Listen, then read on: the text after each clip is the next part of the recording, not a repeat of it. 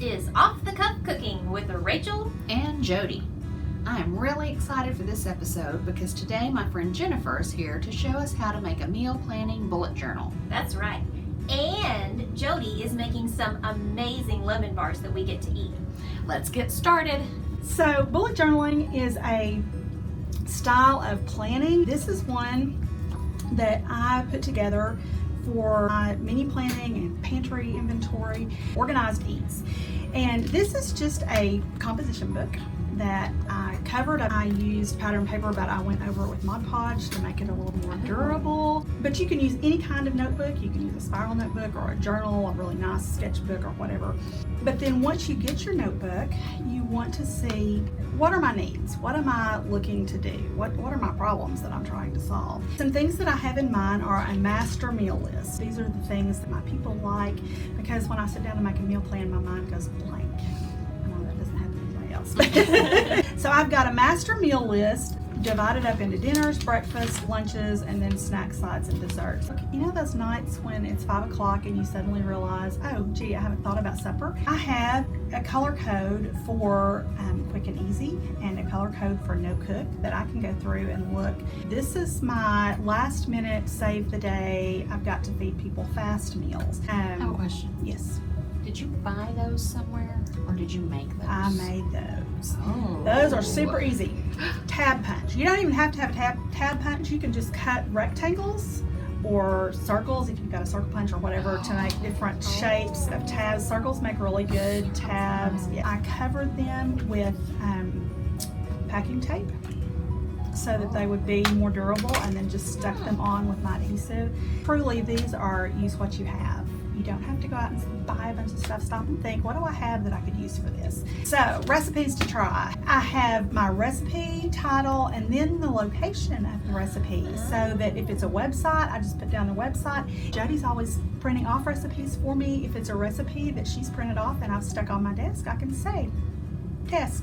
Master grocery list. This is the master list that I can look at to make sure I'm not forgetting things when I'm making my list. And again, right now, we don't want to forget things when we go to the store. We want to be able to get in and get it and get out. You could do these as elaborately as you wanted to. You could use stickers. You could use, you could draw or paint or do all kinds of things on these. I kept these really simple with just colored pencils that I use to highlight pantry inventory. That's been a big deal for me right now because I cannot keep up with what needs to be used and what's where. Jodie has one that I really like.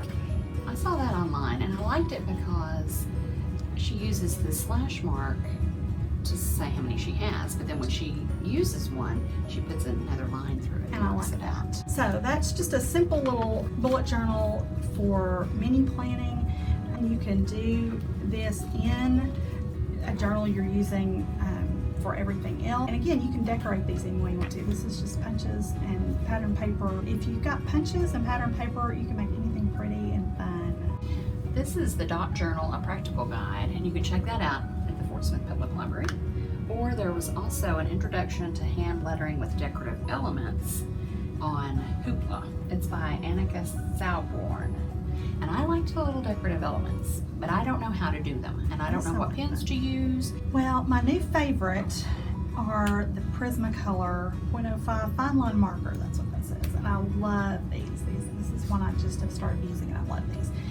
Sharpies are always good, except that you have to be careful because even the ultra fine Sharpies, if they're not just the Sharpie pens, will bleed through your pages.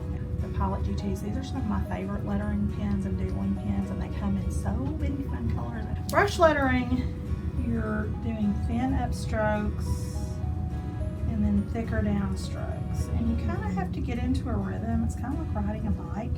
Some people do it really naturally, and some people like me, it takes a lot longer to catch on to. But I learned after I learned how to brush letter, I learned that you can actually learn to brush letter with the number 2 pencil, because you can make the firmer strokes thicker with the number 2 lead and the thinner up strokes with the number 2 lead. So that's kind of a cool way to learn that. But you can also do what I did in this bullet journal, the fake calligraphy, which is easy and fun. And it's just like I would do what I call kind of exaggerated cursive. I'm going to go back and I'm going to make the downstrokes thicker. And then it looks like brush calligraphy without the learning curve brush calligraphy or having to have the special pens. I made a surprise. Okay. I told Jennifer, I said, for gifts, I like to write down recipes and give them things that I know my family has eaten. But then I thought, how can we make it pretty possible? Look what I made. Isn't that wonderful? My goodness. That's That's adorable. Cookies.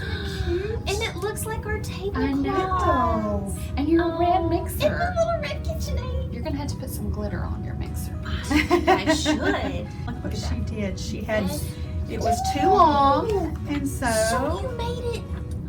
Isn't she Oh, that's smart? cool. That was what I was saying you would be impressed with. Yeah. I am very impressed with it. Okay, let's move everything so we can eat. Okay. These lemon bars are from the Sally's Baking Addiction Cookbook, which is available on Hoopla. For the crust, I combined 2 sticks of melted butter, half a cup of sugar, 2 teaspoons of vanilla, 1/2 teaspoon of salt, and 2 cups of flour. I pressed that into our pan and baked it at 325 degrees for about 20 minutes.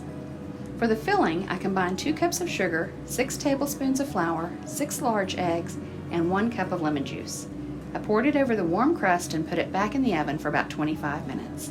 When they were all done, I cooled them in the fridge and dusted them with powdered sugar before serving. Oh, they're good. They're Those are delicious. Thanks for watching another episode of Off the Cuff Cooking. You can check out Sally's Baking Addiction Cookbook from Hoopla and Dot Journaling from the Fort Smith Public Library. See links in the description for these and other great books.